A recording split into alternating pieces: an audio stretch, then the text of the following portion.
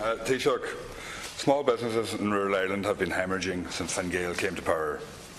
Not only have your government policies failed to support rural economies, but an anti-rural sentiment has emerged from your cosy relationship with Fianna Fáil, resulting in a sweeping tide of depopulation and rural retreat, devastating counties like my constituency of Donegal. Thanks to this anti-rural sentiment, post offices, Garda stations, GPs and bank facilities are retreating from towns across rural Ireland. This has a devastating impact on businesses struggling with new and existing challenges arising from the recession, which in turn devastated local communities. I'm not talking about businesses ready to export or IDA-sponsored companies.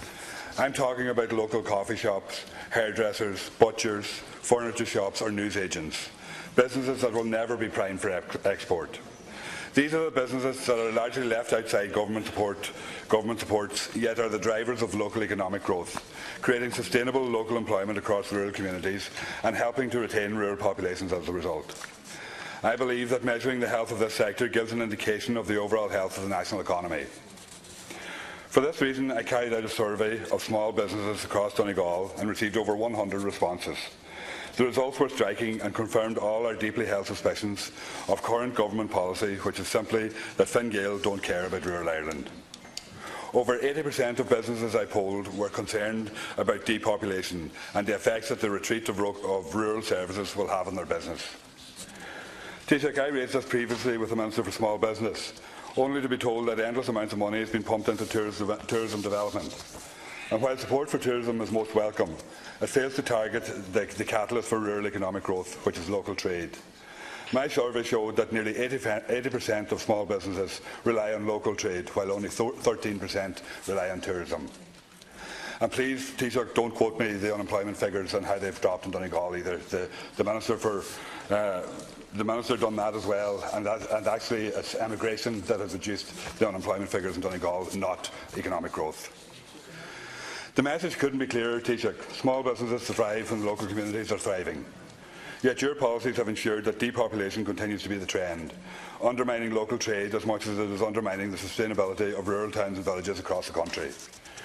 Before you spout out a list of what your government has done for rural Ireland, tell me exactly how you intend to curb depopulation to increase local trade and provide real and substantial supports for small businesses across rural Ireland. Thank you. Thank you, Deputy. Thank you.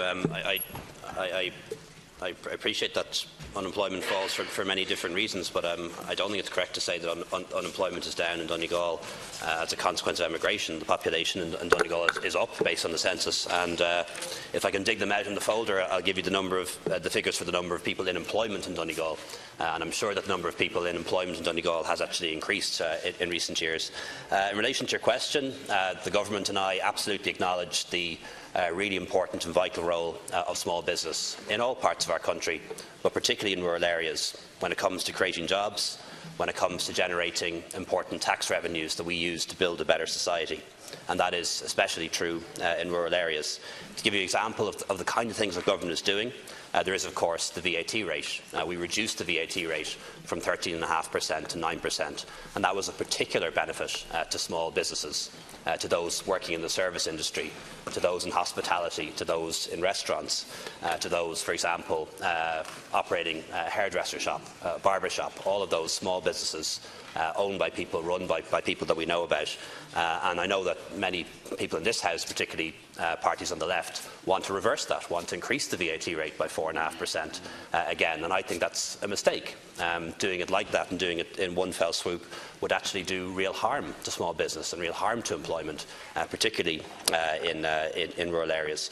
We've seen a huge investment in tourism, and you know as well as I do the extent to which Donegal has benefited from the tourism boom. Record numbers of people now coming to visit Ireland, to enjoy what we have to offer in terms of tourism, and in many cases going to attractions that have been greatly enhanced and improved through government capital investment. Places like Slieve League, for example, every bit as beautiful and wonderful as the Cliffs of Moher, and we were investing in improving access to that so that more people can visit it and more people can enjoy it. Particular supports around the local enterprise offices established in years gone by, acknowledged indeed by one of the deputies opposite as being responsible for creating many jobs in Roscommon, and I'm sure it does the same in Donegal.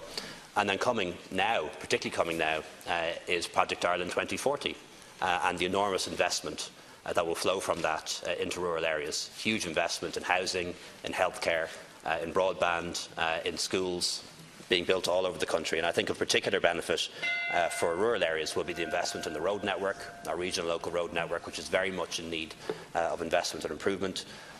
Projects like the A5N2, for example, soon to start, connecting the northern part of Donegal to Northern Ireland and through to the border counties and Dublin, a really vital infrastructure project and a really important one that I'm very committed to. And also investment in broadband. When this government of Fine Gael, the Independent Alliance and Independence came to office, 57%, only half of premises in the country, had access to high-speed broadband. By the end of this year, it will be close to 80%. And when we sign the broadband contract, we'll get that to 100% in the years ahead. Taoiseach. Deputy Pringle. Taoiseach, you haven't mentioned any of the things that the businesses in Donegal mentioned, which is the closure of post offices, the closure of Garda stations, and they are the things that are impacting on their businesses. You talk about the reduced VAT rate. That's been in for the lifetime of this decline in rural Ireland, and it has having zero impact on it. And that is the reality of the situation, because local businesses are struggling and local businesses are dying on their feet, and it's because the people are being sucked out of the rural areas. That is the reality of the situation. And you know, and unless we actually deal with that, we're going to have rural areas that are empty, and we can have all the VAT reductions that we want, but there will actually be nobody there to be able to avail of them. No, one of the striking things about the local business survey that I carried out as well was that over 80% of the people who surveyed said they haven't heard of any government initiatives. And small businesses that are struggling to keep going and keep open all along and keep their business going, they actually aren't hearing about response from the government. And interestingly as well, a lot of them have never ever been asked, which I thought was really startling, given that Fine Gael is a party of small business, and that I thought you would actually ask the small businesses what would be working for them. But maybe you don't want to hear the answers, which the answers is keep the shops open, keep the Garda stations open, keep the post offices open, keep the rural areas vibrant and alive, and that's what will keep the business going as well. And that's where you have to stay targeted. Taoiseach, to conclude on this matter.